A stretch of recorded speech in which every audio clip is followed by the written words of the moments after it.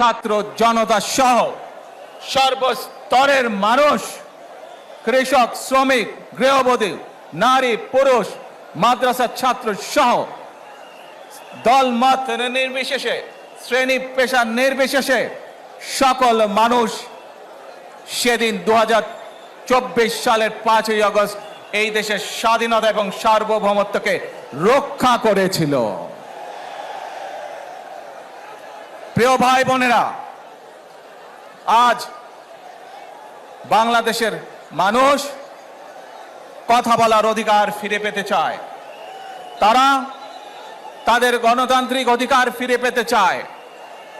বাংলাদেশের মানুষ চায় তারা তাদের যোগ্যতা অনুযায়ী ন্যায্য অধিকার পাবে।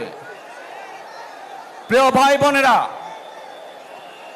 আজ আমাদের সময় এসেছে সকলে মিলে দেশ গড়ার।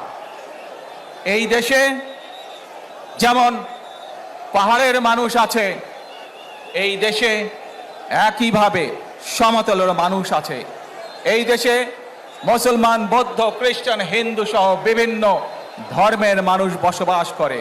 আমরা চাই সকলে মিলে এমন একটি বাংলাদেশ গড়ে তুলব আমরা, যেই বাংলাদেশের স্বপ্ন একজন মা দেখেন, অর্থাৎ একটি নিরাপদ বাংলাদেশ আমরা গড়ে তুলতে চাই।